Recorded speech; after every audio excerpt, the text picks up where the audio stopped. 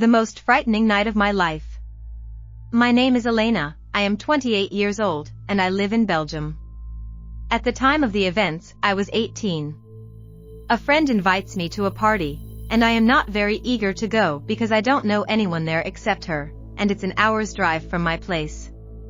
Nevertheless, I decide to go, and the party is going well. We're having fun, and I stay sober as I have to drive back. My friend, on the other hand, is completely drunk. After making sure her roommate would safely take her home, I decide to leave around 4 in the morning. I walk alone to my car, an old '98 car I bought with my student job salary. The party takes place in a distillery, on a poorly lit country road, and I'm parked quite far away. I'm already a bit uneasy walking to my car, and I pick up the pace whenever I hear a leaf rustle. I reach my car, and while trying to unlock the door with the key, as it's an old car, I realize it's not locked. I thought I had locked it when I left, but at least it hasn't been stolen. I sit down, turn to the right to put my bag on the passenger seat, and there, out of the corner of my eye, I see legs on the back seat. I turn around, and I discover someone, a girl in a miniskirt, lying on my back seat. Terrified, I yell at her, asking what she's doing in my car. She startles, starts crying, apologizes, and explains that she came alone by train to join friends at the party, drank too much, missed the last train home, didn't know how to get back, and therefore entered the first open car she found to sleep in. I feel a bit bad for yelling at her, she seems genuinely distressed. I think she's just a girl alone who wants to go home, like me in the end. I feel sorry for her and offer to take her home. I ask where she lives, and she mentions a city next to mine.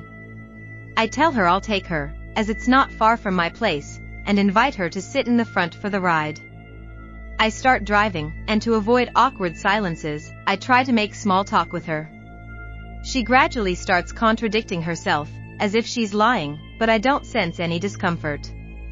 We're still driving on a country road, but we reach a lit-up section. While driving, in the glow of the road lights, I notice that her legs are entirely hairy, really like a man's legs. I then look at her hands, and I clearly see that they are the hands of a man. At that moment, I realize it's a man dressed as a woman. My blood runs cold, and I don't know what to do, so I follow my instincts.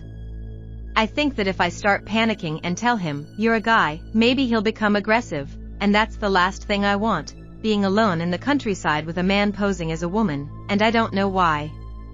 I follow my instincts and decide to provoke a small accident so that we are not injured, but I have an excuse to call the police.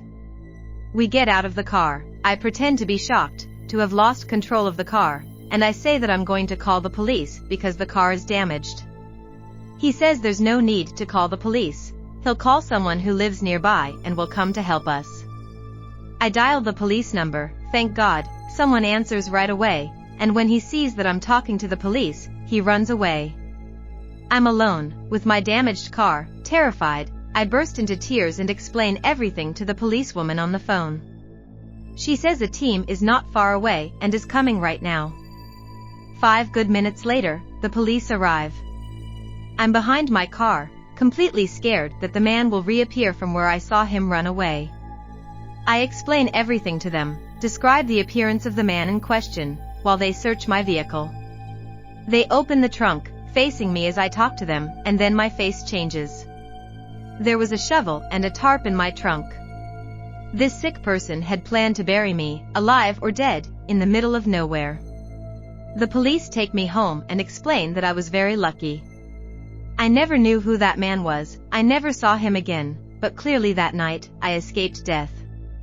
I ask myself 1,000 questions. He gave me the name of a small town next to mine. Did he know where I lived? He entered my car, the car of a lone girl. Did he follow me from the beginning? He was going to call someone. Did he have an accomplice? Since he ran away in the middle of nowhere, why didn't the police ever find him? Even today, 10 years later, I have anxieties just thinking about it. I have a phobia of going home alone, and I never let my friends go home alone.